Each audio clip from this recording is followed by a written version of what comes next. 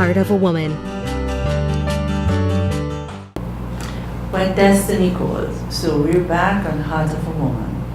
Riri, I loved what you said, that you're waiting. Before we went to break, you said you're waiting on God holistically. I love that, because sometimes, you know what we do, we compartmentalize our lives. Right. So, okay, so Daddy, fix this, but leave this. Yeah. Is that possible?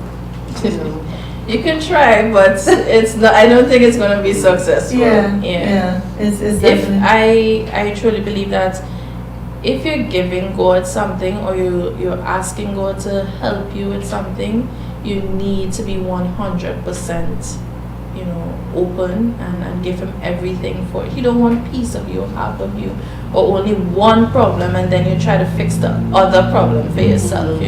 Whatever it is, you lay your burdens at the altar, and you talk to God like if it's your friend, your sister, your mother, family, and just go to God and say, God, everything that's stressing me out, bothering me, worrying me, things that are seen and unseen, you take control. Yes. So you should lay it all out and stop trying to control things. Right. With the self. As young people, do you think young people understand the importance of prayer? No. We have been given the idea that prayer is something you mostly do in church. It's ritualistic in terms of you get up in the morning and you pray. When you eat something, you pray. Before you go to sleep, you pray. That's exactly what we were talking about lately. Yeah. And I said, I think it was a morning, and I came to you and I said, I just now finished prayer, read my word for the morning, and stuff like that, my daily bread. And normally I would pray in my mind, silent prayer. And somehow that morning I was just moved to talk. And I say talk because I felt like someone else was with me that morning, and I was just talking. It wasn't, as you say, the traditional thing where you need to pray. You need to pray for X, Y, and Z.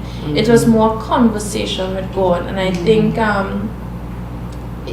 young people don't realize how powerful that is. A lot of young people have problems, not a lot, but I think everybody have their insecurities, a lot of problems, and they don't have anyone to talk to.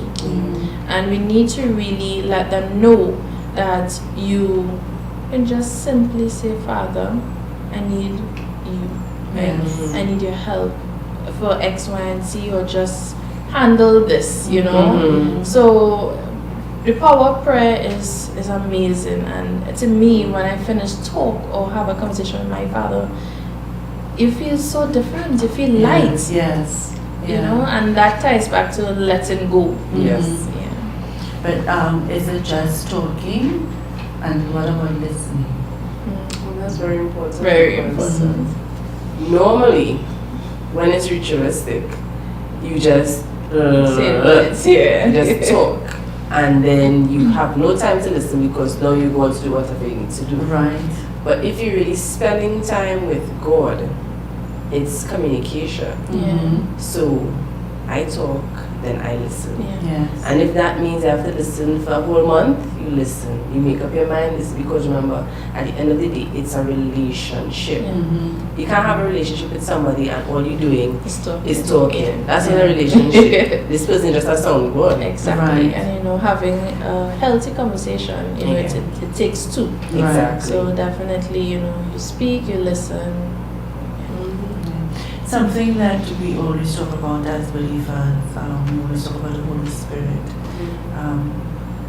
How important is the Holy Spirit in your life? For direction, guidance, comfort. Yes? Yes. Yes, It is. definitely. And I think sometimes we forget. I think the Holy Spirit is underused, for use of a better phrase. We don't use Him enough. He's not a part of our lives as believers enough. But do you think that God can use our past experience or our own mistakes to fulfill our purpose? Of course. Yes. I think, and I know this might sound cliche because I saw it in a movie, but every experience that you go through in life teaches you something. Right. Good or bad, doesn't matter what it is. Even if it's a get bounced on the road and you survive, somehow that bounce on the road will help you later on, whether it's help you directly, help someone else. You never know, it might end up being a traffic warden. But God somehow turns that situation into something good. Right. Now the question is, do you want to receive it? Because you can mope and say, well, I get bounced down, I got in an accident, life's so hard, God forgive me, God forget me, sorry, He's not interested in my life. Problems, problems, problems. But are you listening to hear what He has to say? Okay, you got into an accident, a car accident. No, this is what is going to happen. And He will by time unfold all that He has for you. You at this point in time in accident, in the hospital, in a cast, frustrated, but this is the time where you really have to trust God and know that He is there working it out. Sometimes I say, God, allow these things to happen so He can get your attention. You know, and we really need to stop dwelling on the negative aspect of things and really try to have a positive outlook on life, you know. As you draw reference to, you know, somebody getting bounced down and so you don't know, you know, maybe they will care less. It could be to that point, you know. You're careless, you're not really, you're on the phone, you're not thinking about your surroundings. Now you're more vigilant, you know, now you can speak to other people. So as you said, it might not be directly to you, but you don't know who may be looking on or who you can affect. Exactly. You know, that could make their life better. Right. What about being thankful? I mean, using the scenario of being knocked down by a vehicle. What about being thankful that God, thank you that I'm alive? Exactly. Keep it positive. You're thinking about that at that point in time. It's only when you actually see it unravel or unfold, So when you see it unfold that this actually has a purpose in my life, then you'll be able to say thank you. And I find it shouldn't be like that. We should try not, it happens, but it should not be like that. Even when you're in the hospital, in the cars, thank you, I have life. And drinking all the straw. I have life. Thank God for life. Yes. You know, there's always something to thank God for. Always. Always. So on that note, something to thank God for. What are you thankful for in this season of your life, really? What are you thankful to God for? This may seem very cliche, maybe too easy, but I'm thankful to God for the breath of life. I'm thankful that I wake up this morning and I'm able to do so many things throughout my day, work, interact with my family. You know, little things matter. I can hear every sound, I can see everything. Even though wearing glasses, but I can still see. You know, I can feel everything. You know, these things are really important because a lot of people weren't granted this, and we need to, you know, stop looking at too much of a big picture and cherish what we already have, the moment, and enjoy it. You know, you don't want to be like, okay, God give me today, so hopefully I wake up tomorrow morning. You have to keep positive. You have to really keep positive and just thank God for every single thing. It's not just one thing, but you know, every single thing that you're able to do, you give God thanks for. Yeah, I do agree. I know someone said to me, "Gosh, life is so hard. Every time I open my eye, like, oh God, another day to face the drama," which is so negative because that could be your day of breakthrough. Exactly. You know, so we need to look at that. Destiny, purpose, you know, we call it all that. For me, I think it's the saddest thing when people don't live in their purpose. Miles Monroe said that the graveyard is the richest place on the earth because a lot of people have died with all their gifts and skills and talents. And I think when I came to know the Lord in church, when you talked about destiny, you got the impression that it was just preaching, the pulpit, that kind of thing. Mm-hmm. Until I matured in the Lord and then I understood, but God is going to use your gifts and your skills that He gave you to fulfill whatever He wants to do in your life.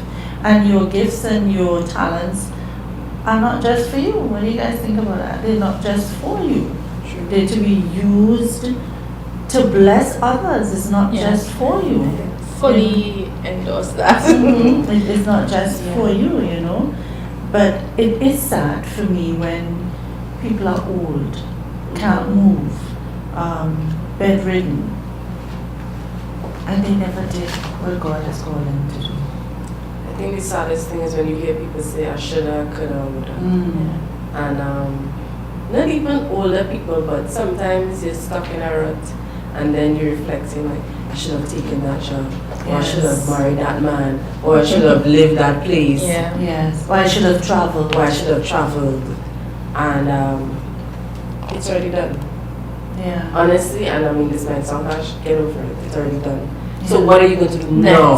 What are you going to do now? What's the next thing Even you at need to do? 70. Yeah, even at 70. Even at 70. So let's just say you, God forbid, you have cancer. What are you going to do? Are you going to sit and cry and complain? I met a man, he had stage 3 liver cancer, and he was studying law when he found out. That man worked, like he graduated, and then he said, I'm going to get a checkup, and realized he had cancer. Wow. He still worked until the day he died. Until he couldn't take it anymore. And then he died. Because he wasn't going to let all this hard work of studying in England just go to nothing. And I was like blown away because of that. And then it ties into as well linked to he affected you, right? Yeah. Exactly. Yes. So even if, you may think you're unable to do things that you think you should have done, you still try. And because you still try, there are people looking on that say, wow, that means I could do something too. Yes. And even, you might not have fulfilled or think you fulfilled your destiny. You don't know if that was your destiny. That was it. Because I'm telling you, I was stuck in a rut at that point in time when I met that man. And I was blown away that he's so enthusiastic about life, and he's actually optimistic that he was going to make it. And I am like, but that was me with my negativity, and I didn't understand that. I didn't verbally tell him. I was thinking that, and I'm like, he was telling me how much he loved life and stuff, and he said, I'm not going to let this bother me. Okay, yes, I have stage 3 cancer. What else bad could happen? I'm dead. I think that is it. What else? And from that, I was like, if he has cancer, exactly, and he still loves life, yeah, and I don't have anything, and I'm just, in a dark place where I'm just working so hard, blah blah blah. Why can't I get up and be motivated as well? Yes. So you see, he affected your life, and that is what we do when we live life to the fullest. What God wants us to do, we affect change. Yes. We affect change. So guys, you see how fast time goes. We just about taking another break. So guys, we're taking a quick break again, and we'll be right back. Heart of a Woman